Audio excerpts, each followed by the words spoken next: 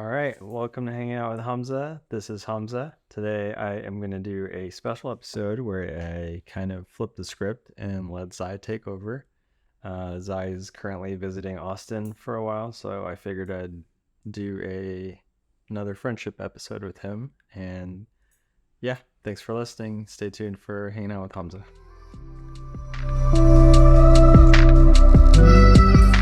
Hey y'all, this is Hamza, and I'm super happy we get to hang out for a little bit.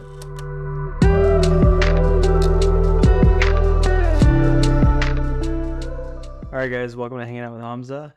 Like I said earlier, this is a special episode where I am going to flip the script and pass the mic on to Zai, where he will be interviewing me for the most part. And I thought it would be cool for us to focus on our friendship and what we find most important in it. And hopefully this can help anybody else trying to figure out their values in their friendship and whatnot. So with that being said, I'm going to go ahead and pass the mic on to Zai.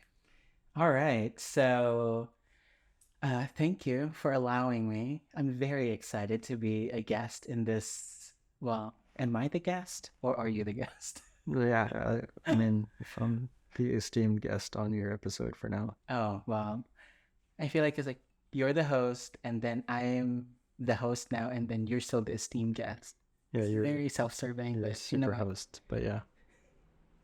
I'm giving myself the opportunity to interview Hamza and ask him a few things about the things that got us together as friends and the connection that we built throughout the years and some of the components that really make us click and the things that we usually talk about. Let's start with something lighthearted. Let's talk about personal style. It's one of the things that we discuss, and as many of you know, he's a very stylish person, and on his Instagram he posts things that people that respond to his stories. There are times where it's like, oh, you're very stylish, you're very fashionable or whatnot, and that's something that we do talk about quite a bit. Like we send reels or images online of fashion items, like people who are quite stylish. And let's talk about your personal style.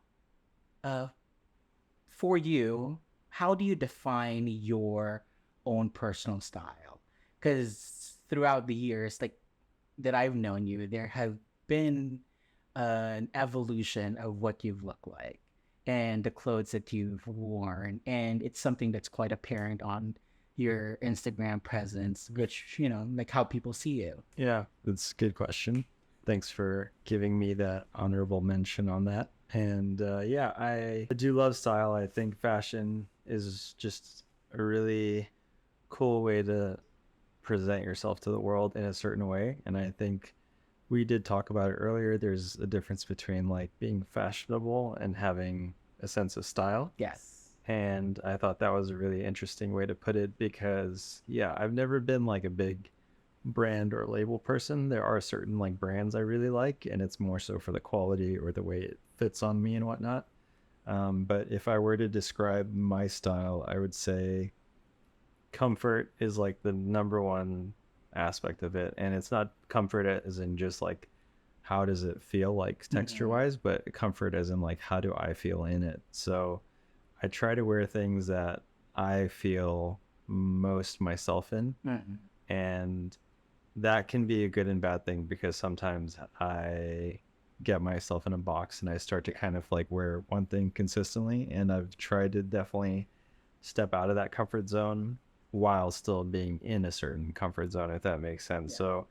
So for instance, I used to wear like skinny jeans a lot and like skinny pants because I'm a skinny guy, and I thought that was like the best way to kind of accentuate how I looked. But then I realized now that you can go slightly baggy and you can wear flared out jeans. Like I'm currently wearing like cowboy cut jeans, which is something I never thought I would wear before. I remember it was when you were on that skinny jean phase, and then we were like talking. I was like, just wear something a little bit more loose. I remember you saying, like, I don't see myself wearing baggy jeans. It was like, you're not baggy. Yeah. And I think that's been a nice like kind of evolution, especially as being friends with you, which is a big component of it, is being able to like get honest feedback and also to be able to push my boundaries while getting, you know, certain input from you on whether it does fit me or whatnot. And sometimes, like, you know, you give me honest feedback, like, oh, that doesn't look good or that doesn't suit your figure. So it's nice to kind of have somebody to like vibe off of with. And I think being a guy that lives in America as a straight guy, sometimes it's hard to have these conversations with Mhm. my straight guy friends because it's not really a commonplace thing. I think it's gotten better in the Yeah. last couple of years, but I would say, like, for instance, in high school, I would be deemed as metrosexual for paying Actually, I hate attention that to, word. yeah, which is very interesting to me because it never made sense to me that wanting to pluck my unibrow and keep things Mhm. clean was considered metrosexual or above a certain standard of normal. So I think it's nice that things have become a bit more socially acceptable, and if not, like even more acceptable or you Or know, celebrated yeah, even. complimentary. Like now, like people actually appreciate when I share mirror pictures, which like you know, for the record, it took a lot of confidence to start doing that. Like it's not something that I did thinking like, oh, I look great in this. It was more Mhm. so like, oh, I'm gonna dip my toes. I like what I wear. I like how I look in it, but I definitely don't think I'm fashionable enough to like just be sharing this stuff. But then like here and there, I would get like little compliments, and it was really nice to hear that stuff. And it was nice to hear like even guys be like, "Whoa, where'd you get those pants? Mhm. Like, you know, like where can I get this and that?" And so it started to really inspire me to like post more because then I would be able to like have more conversations with guys and girls about fashion and all that stuff. And so it really became more enjoyable to do that. So now when I post mirror pictures, you can take it as like, oh, this guy really loves himself. He's posting a lot of mirror, but it's more just like I really like sharing this. It's basically like art. Like it's like a creative thing Mhm. you do, and then you share it with the world, and they give you feedback on like their thoughts on it or whatnot. And you know, I can either take it with a grain of salt or like, you know, and just accept the compliments. But I just think it's a fun way to kind of like interact with people and share a certain camaraderie over that. I remember having a conversation with you about it. You asked, I was like, "Am I fashionable?" And then I said, "You're not fashionable. No, You're very stylish." And I think during that first conversation, when I brought it up, you were like, "You don't think I'm fashionable?" I feel like there's like a hint of like, yeah, well, I just didn't know yeah. what defined And then I was like, fashionable. and I think it's the fact that it's like, fashionable, like perspective wise, I feel like fashion is pushing the envelope, doing things that makes waves, it sets the trends and all that. But I think you have great personal style. And with personal style, it's not just about the clothes that you wear. It's not just about that, but it's a combination of you wearing the clothes and the confidence that you exude whenever you're in those clothes that you're wearing. Like when you take your photos in the mirror, and you have that sense of like, damn, I look good. It's like that feeling. People feel that. People see that because it's an energy that you put out in the world. It's like, hey, I'm very confident in what I'm wearing, and that is very apparent whenever you're doing all of those things. And for the people who are not privy to certain things about him, he changes. Like, for example, going out, just leaving the house, it takes a while. Outside of wearing scrubs, if it's something like outside clothes, he would go back and forth his closet and change, and then just like look in the mirror, feel like it feels right for him. If not, he'll go back. And then like after a while, you'll see us like, oh, he went back to that first one, which says a lot about him. He really cares about what he puts out in the world. And that's something very commendable because, as you've said earlier, historically speaking, when straight men used to do that, they're deemed, metrosexual. And in the gay community, during that time when that word came out, is like one more meter and you're a homosexual. Yeah. I'm so glad that fashion and style is more in the forefront with social media because people are now more adventurous, and there's a back and forth of like, are you just going to be a clone of everybody else, or are you going to find something that you think is yours? And I feel like with you, you've kind of like, settling into the thing that is more yours. The cowboy boots, for example. Talk about what made you feel like I'm a cowboy boots person now. Like, what happened with that? I mean, it's just like a comfort thing. I like, you know, I'm a movie buff. I love movies so much, and I think movies and music are such a big part of me. And I get into these phases like where I'm into like a certain genre or a certain type of music, and that bleeds over into other aspects of my life. And I mean, I live in Texas. I am very proud to live in Texas. I love Austin. I love the culture here. I think, politics aside, I think it's just has such a really contagious personality to it. I love like the pride it has. And so, with that being said, I've always just loved like that cowboy aesthetic, and I love even country music when I went to Chicago for a Mm. while. So I always wanted to wear cowboy boots and get a cowboy hat and do all that stuff, but I was always like, no, I'm a brown guy. Like, I can't you do that. Like that's not for my type of Mm. person. And as you said, like recently, I was like, why am I boxing myself into this personality or this certain type of person I should be, when in reality I can wear whatever I want to Mm. wear. I can do whatever I want. Like wearing cowboy boots does not define my limitations or whatever as a brown guy. So yeah, I just kind of like dipped my toes, like no pun intended, like into Into a a cowboy cowboy boot. boots? Yeah. And I was like, okay, let me just see how these feel, and I wear them, and then I tried them on in a store, and then I went to like a cowboy boot store and like try to walk around in them, and then I get into these like really deep dive research phases that Are the boots made for walking? yeah, they totally were, and they're super comfortable, and that's just what they do. But yeah, I thought they were super comfortable. I felt comfortable in them, which again, like I mentioned, is like I felt like it was something that suited me. And then yeah, I started to deep dive research like I usually do about like cowboy boots, how they're made, Mm. what defines a good boot. And I went down the whole YouTube rabbit hole, and then I got lucky enough to come across like two boots I really fell in love with. Like one I got from a thrift store, and it was like this cowboy thrift store, which was really cool, and they were already broken in, and they were alligator skin. They're They're super really cool. pretty. Yeah, and I was just super happy with them, and I've been wearing them ever since. And yeah, every time I wear them, I get compliments on them, and Mm. like nobody's ever said like, "What are you doing wearing those? You're a brown guy." Like Mm. that whole thought process was just in my head. Yeah. So it like kind of again further emphasized that there's a lot of things I can do, and a lot of the limitations were just set by myself. And so that's basically been the theme of like a lot of my like fashion forays into like different things. So yeah, I'm glad I did the cowboy boot thing. If you're somebody that's thinking about doing it, highly recommend giving it a shot.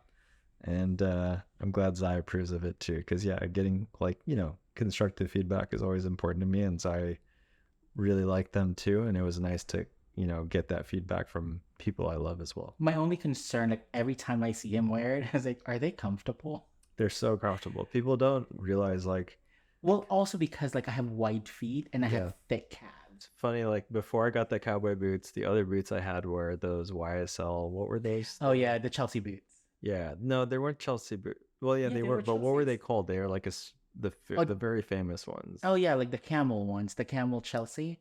Yeah, I had black and Hmm. camel ones, but that was like my first boot I got. So yeah, so the first boots I got were actually those YSL Wyatt boots, and they were kind of inspired by cowboy boots, but they were designed by Hedi Slimane, who was a famous designer at the time. And I fell in love with those because I originally saw like I think David Beckham's son wearing them with skinny jeans, and I was like, oh, that's a vibe. And I got those, and Brooklyn. yeah, and I remember I got made fun of for wearing those. Actually, Harry Styles wore them too. He was a big YSL Wyatt boot guy. Like if you look at his old stuff before he went like in the style direction he's in, he was a very much a skinny boot YSL boots person. And That's funny because that was my inspiration before I was obsessed with Yeah. Harry, but I really thought he was a stylish person. So I got those boots, and it's funny because I was made fun of by my brother and sister-in-law and everyone because the heels were so high, Uh-huh. and they were like, "That's like you're a guy wearing high heels," and I was like, again, like it's one of those things where like I've always kind of done things stylistically that I've been made fun of at some point by friends or family. And I mean, this isn't like, uh, I mean, it's a little flex, but eventually it becomes stylish. And then, for some reason, I'm gonna call my brother out because his ass always does this. He'll make fun of me, and then a year or two later, he will wear that same shit and then act like nothing happened. And I'm gonna call him out on that because he's done that with my boots, and he's borrowed those same boots he made fun of me for. And he does that with sneakers. He's done it with a lot of stuff. So just giving him a quick shout out. But yeah, so anyways, back to the boots thing. So yeah, I got those, and I remember I really liked how I felt wearing boots, and I never thought I would have been a boot person because I used to always wear sneakers. And then, yeah, so then transitioning to the cowboy boots wasn't that much harder because cowboy boots are the same. It's like they have a really high heel, and people don't realize that. It's like you kind of associate cowboy boots as being manly and stuff, but it's funny because at the end of the day, they're like also like high heels for men. And Well, here's the thing. yeah, Men are the ones that wore high heels first. yeah, I mean, Louis XIV. yeah, I think it's funny how we kind of set these standards and what's manly and what's not, and then we realize like ultimately like there's so many similarities between female and male fashion. So Yeah, it's like Louis XIV was like so big on wearing heels. yeah, and like, blouses and all this other stuff. during that time. So it's like what really makes like a man's shoe now. Right. So thank you for that. Thanks. It's like I think when you started talking about the YSL boot, like I think during that time, Yeah. I think I wasn't such a big fan of Hedi Slimane as the creative director of YSL during that time because it like everything just became so ubiquitous during his tenure. I think maybe by the time you started wearing it, like what, the 2010s, 2015, something like that. No, later, I wore it like 2019 after. So it's like there was like so far from when it first came out, and I'm the type of person who's like once I develop a certain dislike towards something, I kind of hold on to it. It's not the best thing to do. I'm learning to be like a little bit more open to like certain things, but I think during that time, like it was just so like everywhere in the early 2000s where I had such strong fashion perspectives. I mean, it's just like he created a aesthetic, which I love, like the punk rock aesthetic. And yeah, I was definitely late to the party, but I loved how he kind of created a certain vibe. Like Daft Punk was a big inspiration for me. Like I said, music and fashion bleeds together very well. Definitely. And so seeing Daft Punk with the leather jackets and the all black and the black boots, that really influenced me. And then seeing Harry Styles wearing that stuff. So yeah, that was definitely basically like a condensed, not an uncondensed form of like how I got into it. Yeah. But yeah, I also want to give you credit for your style, and I think like that's something I admire about being able. I care less about things. No, like it's the same thing with you. You have a very specific idea of who you are as a person stylistically. Like the stuff you wear, I don't see a lot of people wearing, and it looks good on you. You're comfortable in it, and it suits you well. I think like we have completely different styles. Very. Like we look like we're going to different places every single time. Yeah, but I remember there was the IPO in New York. I remember like when we went to Cipriani's and it was like the Formula 9 and all that. Everybody, it was like dressed to the nines. You were wearing, I think it was a navy or charcoal suit. Navy. And then I was wearing a bright blue jacket and a Hawaiian shirt inside. And we look like we're going to two different places, two different events because it's like, I think it's such distinct styles. Yeah. And it's so nice that, like, we do have like commonalities between us, obviously like hoodies and all that stuff. But outside of that intersection, everything is worlds apart. But it's cool because we have like a mutual respect for our styles. And yeah. I would never wear what he's wearing. He would never wear what I'm wearing. But... I mean, I could. Yeah. Historically speaking, like I've dabbled into like every potential styles. So Gone through all of it. I've gone through it, but I think my current style is very much on comfort and airy. Mhm. That's why it's like I'm always on linen pants, Hawaiian shirts, because and linen anything if I could, because and anything large and oversized, especially with pants. All right. So you mentioned a few people that kind of inspired you. You said Harry Styles, Daft Punk when they were wearing all like the leather, the boots, and all that. Outside of those individuals, like who do you think really, makes an impact on your style? Is it like a group of people? Is it a certain category in life? Or is it a specific person that you kind of model your whole personal style to? Um, I mean, there's definitely like certain celebrities, but I would say for the most part, it's a kind of like a snapshot thing I do where like whether it's social media or just walking around Austin or watching a movie or something, if I see something and I'm like I won't even specifically recall it, but I'll see something that I really like and subconsciously it'll just stay in my head. And then at some point in time, like I'll be looking for something and I'll come across something that reminded me of that moment or that person or whatever they were wearing, and I'll try to get something similar. Or just like naturally, I'll see what's in my closet and try to replicate a lot of that. But also, it's a lot of the times just me kind of like getting clothes that I've always wanted to get and then just mixing and matching things and seeing what goes together. And that's been something I do a lot. And I mentioned this to Zai, and he knows I do this, but there are some nights where it's kind of a meditative thing to me, and it sounds ridiculous now that I repeated it to Zion, like kind of realized this isn't normal for most people, but there are some nights where I will literally just have music on in the background and I will just be trying different outfits on in different combinations and just seeing how those things look together. And I'll do it for like 1 to 2 hours, and I'm not sure if it's really healthy, but it makes me happy doing it. And like I told Zai, like sometimes he won't hear from me for a while because I will put my phone away, put music on, and just start trying stuff on. And it's like I'm having like my own little fashion show like in my apartment, but it's like not like I'm just like flaunting it around, but it's like I'm just trying to see like what goes together. Like, okay, I could wear this outfit next time I go to dinner, or I can wear this on a date, or I can wear this like when I go traveling. Like I kind of like mentally start to compartmentalize how these outfits are gonna like be worn together. And It's a lookbook. yeah, and Zai told me like he's like, why don't you just start creating like a lookbook out of these things? And I never thought to do that, but I think I will now. But yeah, a lot of the times you guys see those mirror pictures. A lot of those mirror pictures are also me trying on those different outfits, taking a photo just to kind of like remember what the outfit looks like and then replicating it later on. But yeah, that's usually how I kind of figure out my style and what I'm going to wear. I don't really have a specific influence, but obviously celebrity figures help. I would say I don't really have a specific figurehead or style icon. I have like, bits and pieces from everywhere, but for the most part, it's just a lot of trial and error in front of the mirror. With the mirror bears witness of all the looks. Yeah, it's gone through a lot of. Yeah, and I remember like, sometimes he would send like these pictures, like, just like a series. And it's like, oh, he's in that mood right now. Yeah.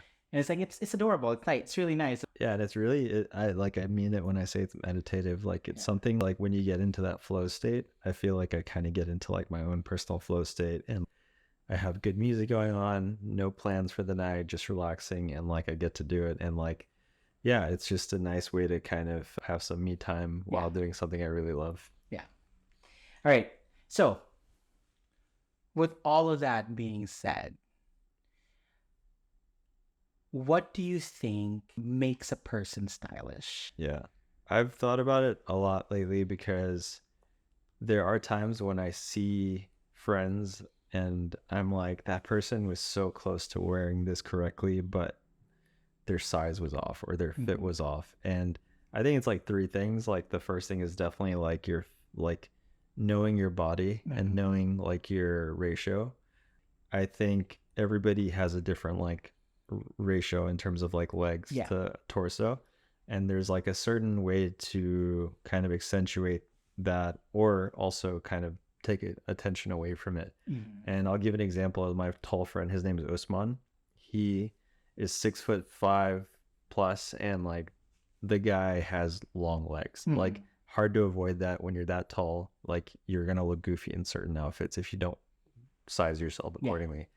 And I give him credit. Like he knows how to dress to the T and to look great in his outfits, because it all comes down to like the fit. He knows exactly like how long his pants need to be. He knows how long his shirt needs to be. He knows what colors to wear to kind of like accentuate like his height and everything, and patterns and everything. So I think in situations like that, like you really need to understand your body, how things fit you, what colors look good on you. And like it's not something that comes to you immediately, but I mean that's what YouTube is for, and that's what like the internet's for. You can really like learn a lot of that stuff. Like you can go to a stylist, you can go to a tailor, and a lot of times get input from that, or you can talk to Zai, or like Get a tailor.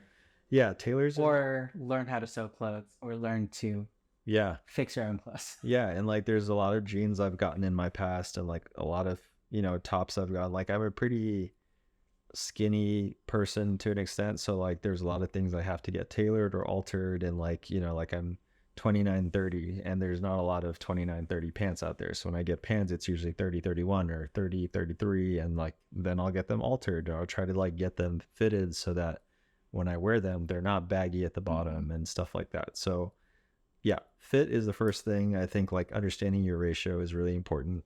I'd say the next thing is, I mean, you mentioned this at dinner today, is like confidence. And I think, I wouldn't say I'm the most confident person in the world, but when it comes to like dressing well, like I I am confident in that, because I know what I'm wearing is something that I love wearing and I'm happy wearing it, and it makes me feel confident and happy. And you've practiced it.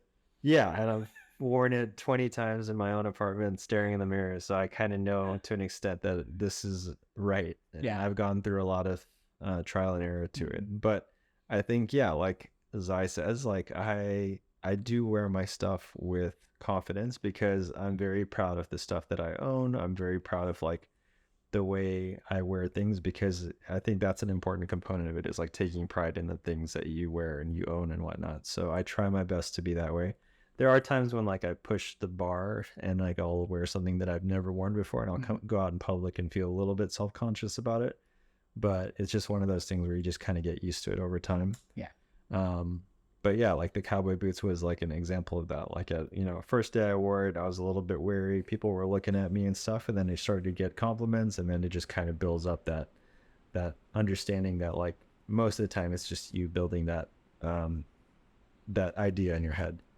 And then I'd say the third thing is just basically like realizing that labels aren't really what defines fashion for you. And I think that's been the biggest mistake I've seen in just everyone, especially with like straight males, or just like men in general. Like there's a lot of times when they think like, oh, I'll get a Gucci belt, I'll get like a Prada top or whatever, and it's like that's not really going to look better on you. It's just going to look like you are wearing something expensive.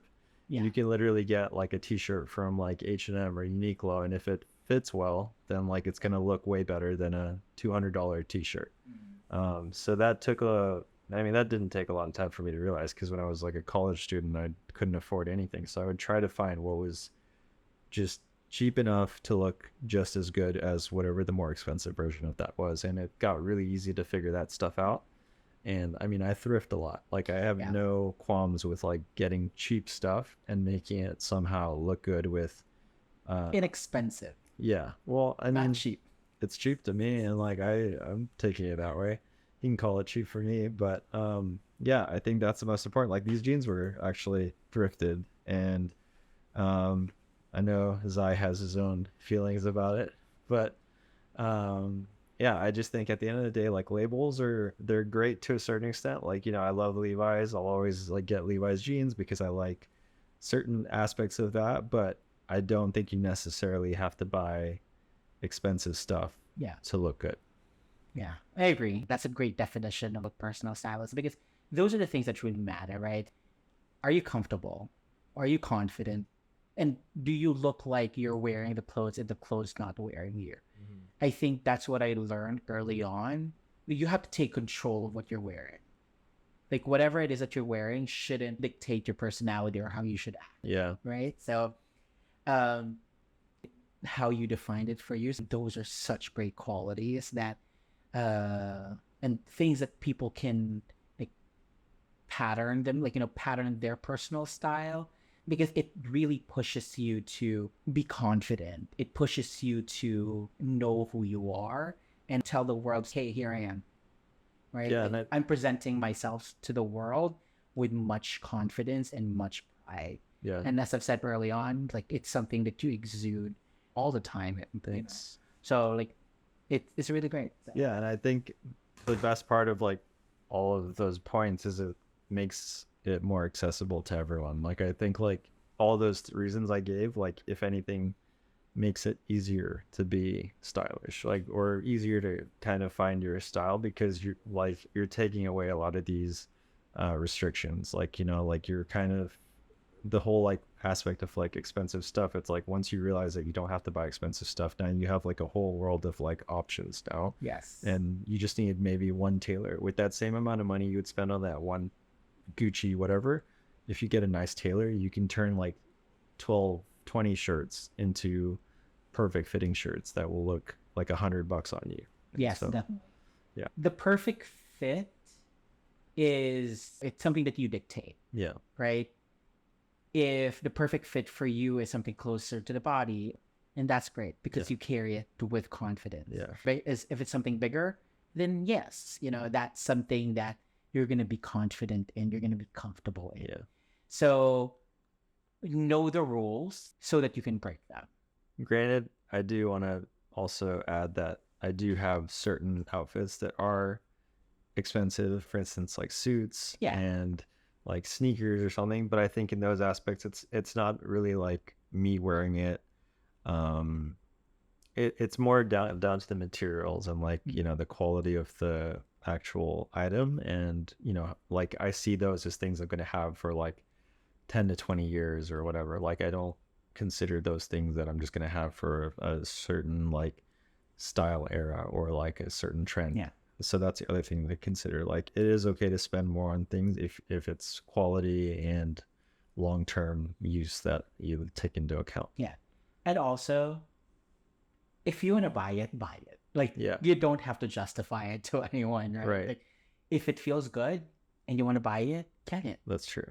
Yeah. And it's like you don't have to make reasons like, oh, it's the quality and all that stuff. Like sometimes you're like, I put it on, I felt super good, I'm gonna get it. Yeah.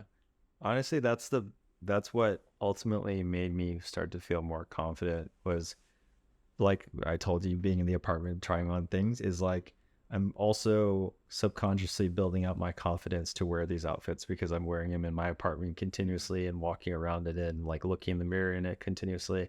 So then by the time it's time for me to wear them outside, I'm already used to it. Like I wore it in my apartment. I know how it looks. I know how it feels. So I'm no longer doubting like, oh, do I look ridiculous in this right now? And so that's the other thing, is just kind of like really building that self-confidence in yourself. And it all starts with you in front of the mirror and just kind of like giving yourself that pep talk. Yeah. It's a very different approach than I take.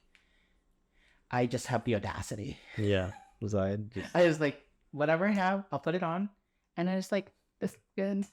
Zai walks out with no fucks to give, but he pulls them off that way. Well, it's not all the time, but hey. No, it's like it's not always successful, but you definitely do. It's like you just have to make it seem like it is. Yeah, and it makes a difference. Yeah. All right. So we've talked about personal style on many conversations that we've had. Personal style is something that very close to your heart, right? Mm-hmm. And sometimes you try on something and you're like, oh, it's embarrassing. That boils down into something that makes you vulnerable. And vulnerability is also something that I feel like is an ingredient in the dynamic that we have. So, what a transition. Huh? What a transition. Why? I like how you tried to mesh those two. I mean, it's good. True. Yeah, no, it's good. All right. So with vulnerability. How do you think it impacted our dynamic or your friendships in general? Uh, we started getting close during the pandemic. Mm-hmm. And, we're going through a lot of different things during that time. So, a lot of people and a lot of times, like that particular circumstance created an environment where vulnerability just happens. But how do you think that made a difference in our dynamic? I think I became more vulnerable with you when I was going through a pretty rough breakup.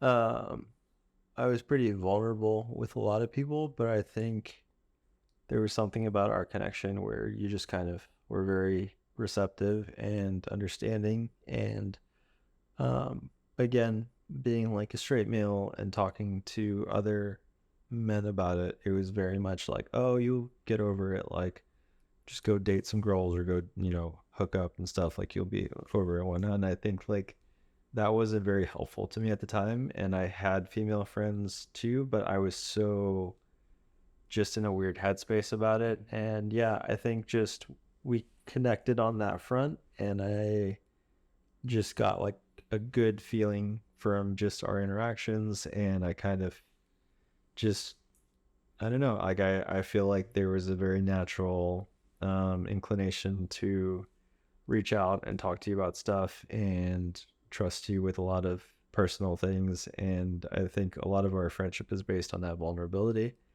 And it's inspired me in a lot of ways to be more vulnerable with other friends and just kind of be more open in that regard.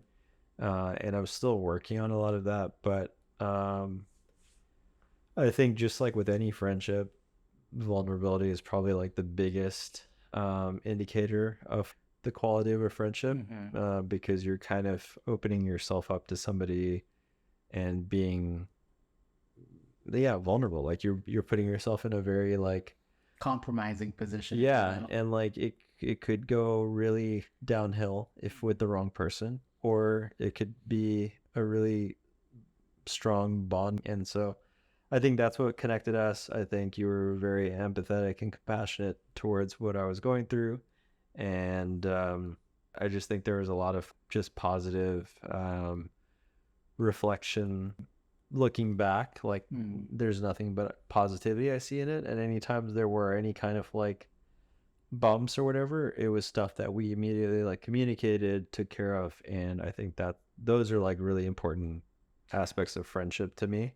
I just recently like kind of like broke up with the best friend that I had for a long time, and I love that guy. Like we had been friends for so long, and having to like end that friendship was truly like heartbreaking, still is. But I look back on it and I think like a lot of the vulnerability was like lacking in it. I think that was a lesson to me also, that the quality of a lot of my friendships now are dependent on that vulnerability. And it is a risk that you take sometimes, and you can lose friendships that way, but you also garner like really good high quality friends too. So yeah, I think the basis of our friendship, I would say, is vulnerability. Every time I have any kind of like issue I'm dealing with in my life or like struggle I'm going through, it's pretty easy to like tell you about it. And then it's been vice versa. Like you've been a lot better about it. I think for the most part, you used to be a little bit more keep to yourself, but you're better at opening up as well, which has been nice. And I think, yeah, just going forward, like I don't see that ever being something that would be the weakest part of our friendship. If anything, I think that's like the main component, and then everything else is like a byproduct of it. Yeah. I think it's something that I'm working on. It's not something that comes by default. And I'm also learning to allow you to, in those moments, to just like say whatever it is that you're feeling. And because as somebody who puts out fire for a living, for somebody who is very much a fixer, it's the default, it's something that I'll be like, all right, so how do we fix it? How can we make it better? But I think with you, like I've learned, it's something that you've talked to me about. That's like, like, hey, I can do it. I can sort these things out. And sometimes you just need to vent. And I think there have been times like, hey, how can I support you? And because it also a reminder for me to be like, hey, it's you don't have to fix everything. I don't have to fix things. And just allowing you to be vulnerable at that moment is what's important, or it might be what you need. It might not, you don't need a solution.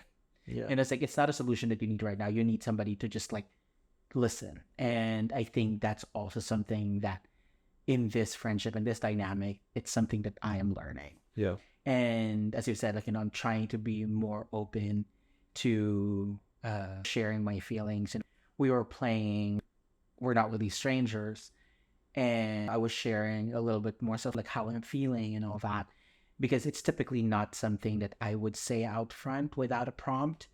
Like sometimes it's like, are you doing okay? Yeah. Like, are you okay? Are you cool? And then like I'm like, yep. Yeah. And he's like, are you sure? I was like, okay, I'm not.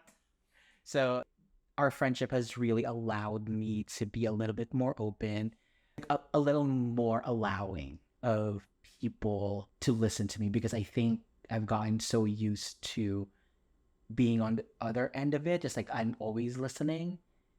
And sometimes I don't think people are interested in what I'm saying, or not interested in how I'm feeling. And also, I was like, I don't want to put that burden on them. Like, I'm paying a professional for all of this. But there's also comfort in having your circle support you. So I think that's something that I found very important. That's why I'm opening up a little bit more. Or, just more vulnerable. Like, open up to your closest friends. It's going to be okay. If you trust them, let them be there for you. And you know what? I'm very, very lucky to be one of the people in your life that you are vulnerable with. And so, and again, like, I don't know what it is that you see exactly in me, or the people in your circle that you trust enough to be vulnerable around with. So tell me, what type of energy, what type of behavior, what type of characteristic do they usually have that allows you to bring down those walls and share your feelings with them? I don't know if there's any specific characteristic. I think it's more just a vibe or gut feeling I get. And for the most part, I feel like I've been pretty on point with it, unless it's a romantic connection. I feel like I'm pretty bad at those. But I think in terms We're of, not talking about that right now. yeah, no, but in terms of like friends, for the most part, it's just something that like I feel, and then I open up a little bit and I see how like the reaction is, and then I kind of go from there. But yeah, I don't do it with everyone.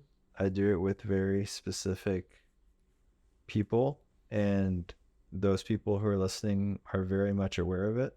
And unfortunately, if you are listening and I haven't been vulnerable with you, it's nothing personal. It's just I also need to be protective to an extent too. Like, it's like it's a very sensitive thing. But yeah, I can say for a fact, like Sean, I just went on a Dominican trip with recently.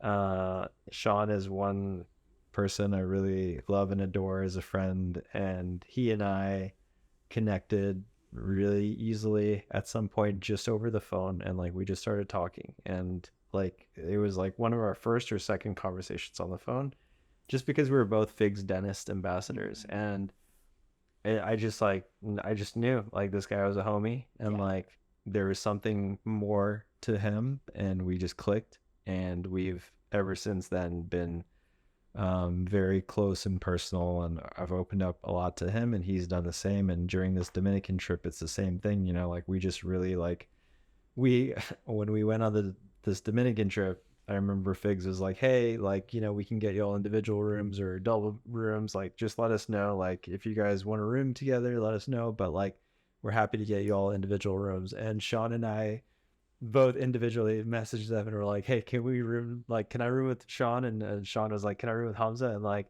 eventually I texted him. I was like, hey man, I hope this isn't like rude or whatever, but like I asked to room with you without even asking you. He's like laughing. He's like, I did the exact same thing. So like we just both were like so excited to just connect and like hang out. So we were, yeah, after clinics, after clinical and everything, we would go, hang out with the groups. And then at the end of the night, we would go back to our rooms and just, we would talk the whole night, just catching up on stuff, talking about how we're feeling, what we're going through, personal life stuff. And it was just cool because we were just two dudes talking about our feelings and just like, like it was so refreshing. And I think that was one of the highlights of my trips, was just like having these vulnerable conversations with a guy I really love and respect as a colleague and a friend and like a confidant and stuff. Mm-hmm. And so, yeah, I think those types of connections for me are like gold now. So like the moment I'm able to like express vulnerability and receive it as well in the same capacity, I really hold those in high regard now, because I feel like that's like friendship currency now, Yeah. and it's so important to me. Yep. Sean, I'd like to reclaim my time back. I don't have enough time with him anymore, so. Yeah. Well, Same. yeah, that was a good question though. I think vulnerability is, yeah, that was a good one. Yeah, and now, like, we talk about vulnerability, and it's something that it's not easy to do.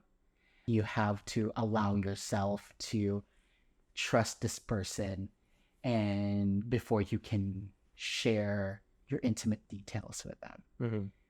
But I think one of the biggest things that can come out of that is, now, from the library of information that you have about this person from when they were vulnerable with you, you're like, oh my God, you're growing into something. You start to cheer them on, Yeah. right? So I think that's another thing in our dynamic that I personally feel and hold very dear, is like the whole cheering on each other. I think that is one thing, aside from the privilege of you being vulnerable around me.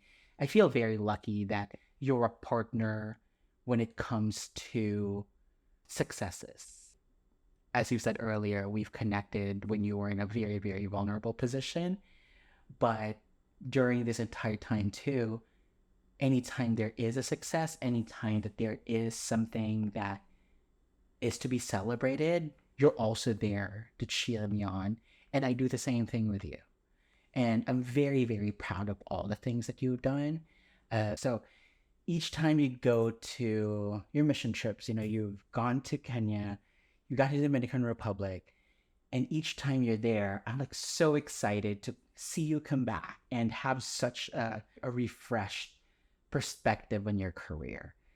Dentistry is not the easiest thing.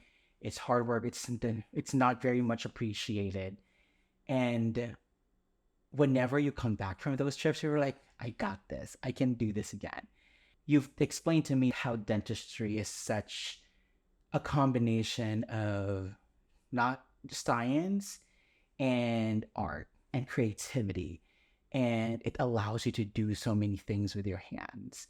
And it's something that you enjoy. Like, just this past couple of days, we were playing We're Not Really Strangers.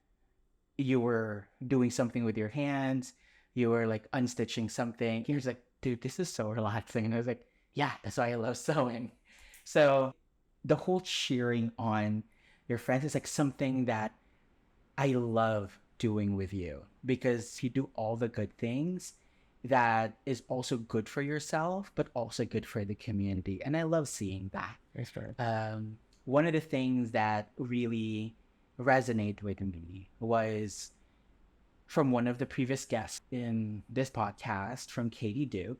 This is something that I've always, always kept close to my heart ever since I heard you say it like a while back. It's like, say the name of the people that you love in rooms full of opportunity, or however that goes exactly. You tell people about the people that you love, or the people that are great at the things that they do.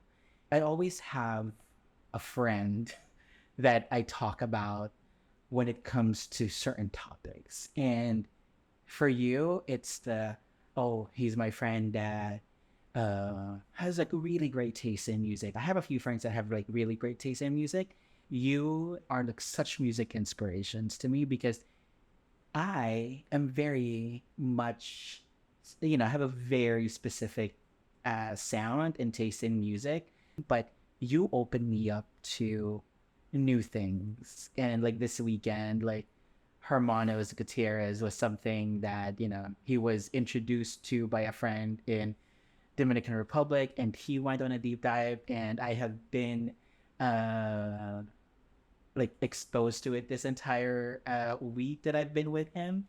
Or as I likes to call them, Brothers Gomez. Brothers Rodriguez.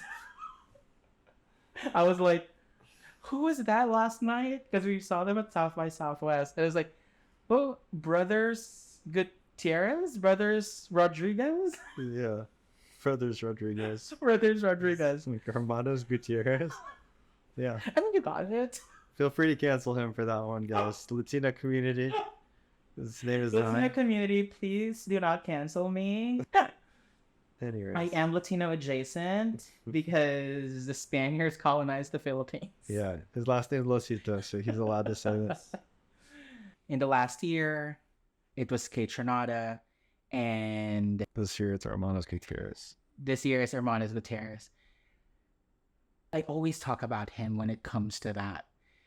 Because it's something that he's very, very passionate about, and as he's mentioned in previous episodes, this is a passion project, and it like those types of things that he's very passionate about. I cheer him on when he's not around. I cheer him on with people that may not know him or potentially know him because I keep a very small circle. How do you do the whole cheering on friendship? Because I have been a recipient of it.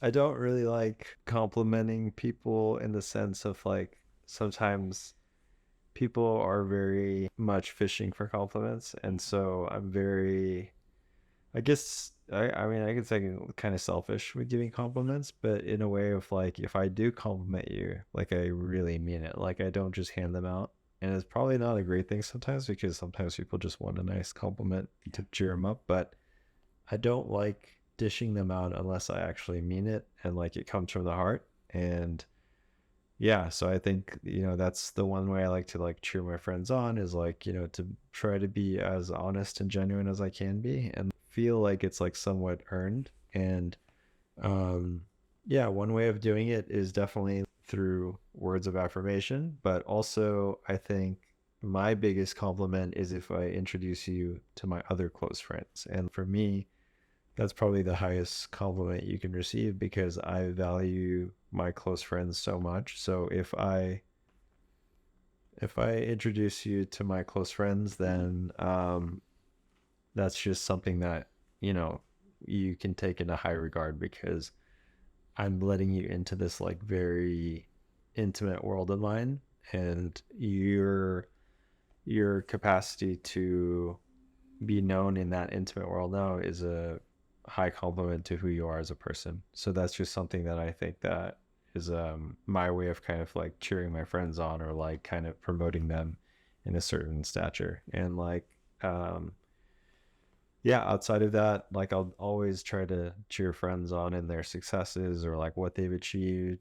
I'm very competitive in nature, and like I always want to be the best at everything. So like if I see a friend doing better than me, I'll cheer them on, but it also inspires me in a way to do more as well. So that's why I always like having friends that are successful and highly capable in whatever it is, because I think like it's also a way to motivate me to be a better person. And I think that's another thing that I think is important in my friendship circles is like everybody is really supremely talented and incredible at something in their life, and that's something that I really admire and look up to. And I think that's very important to me as well, because obviously I wouldn't be cheering them on if they weren't doing something like really incredibly well. And I mean, I can like list off a number of them, but like the first person that comes to mind is like my big brother slash mentor, Anwar. Like he's just such an incredibly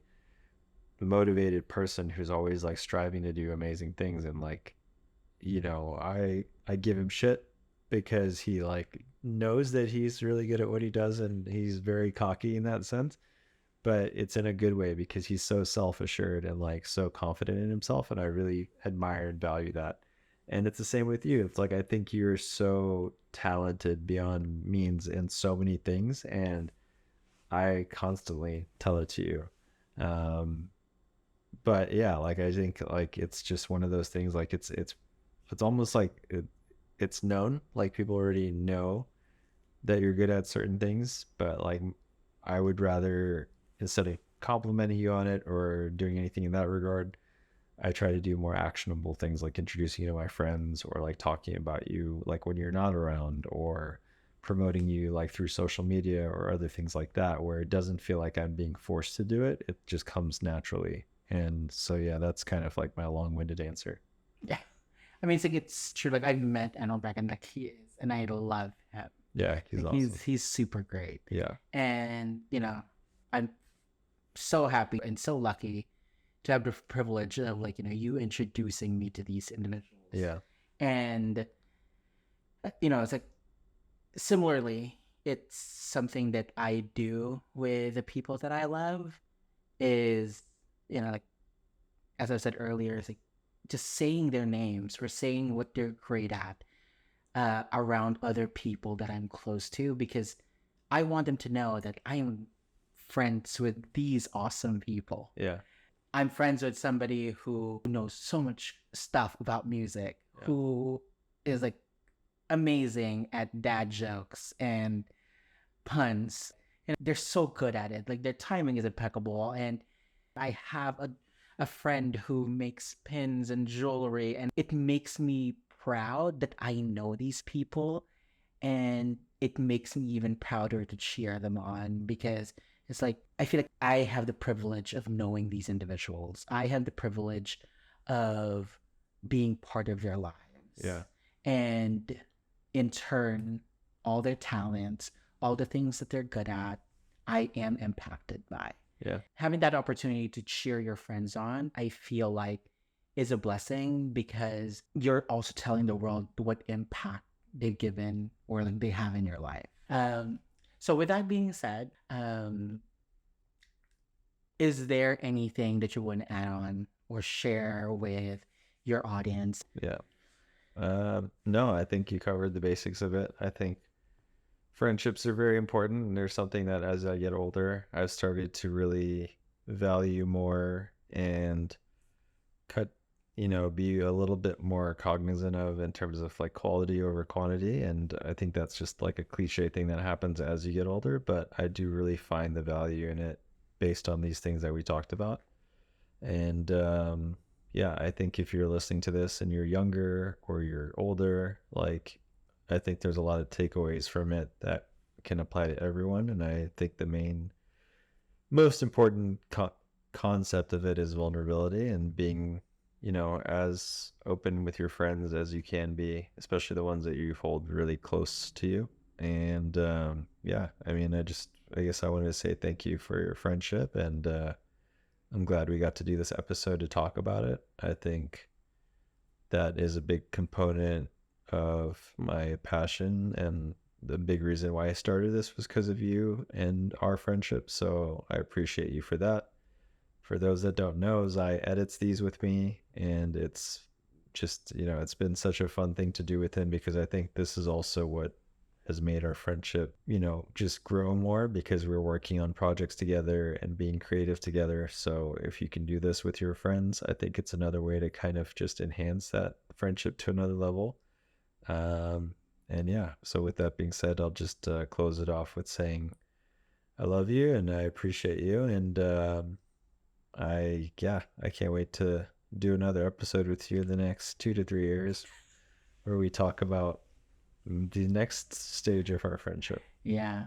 And just in addition to that, if you do something creative with your friends and you do like your connection or your interaction may not always be the best, but it's been such a great experience. Our friendship is great. Doing this project, this passion project that you have is great, and I really enjoy And every time that there's a new podcast or there's a new episode that you recorded, like, I see the excitement within you, and in turn, like, I get super excited to like start working on it, start editing it. And it's one of those things that I really do seek approval, because like obviously it's something that's going to be under your name. It's And awesome. it's been, it's been a great ride so far. So hopefully we can do this longer. We can do more of these, whether I'm recording with you or I'm editing in the background, because I do enjoy it. I do enjoy hearing all of these things that you're passionate about, and the people that you interview, what they're passionate about. And I also get like such selfish joy knowing that I'm one of the first people that heard it. Yeah, it's been great. And yeah, it's been a journey, and it's cool to see how much this has grown and like how much we've done in the last couple of years with it. So yeah, big props to Zai for the editing. Give him a shout out anytime you can for the stuff he does on here. He's been an incredible motivation and help with me on this, and it's been so fun doing it with him creatively and seeing like him get better at it. And yeah, I'm just gonna go ahead and kind of end it on that. Thanks again, Zai, for coming on here and interviewing me, and thanks for hanging out. And we'll talk soon again. All right, love you guys. Bye.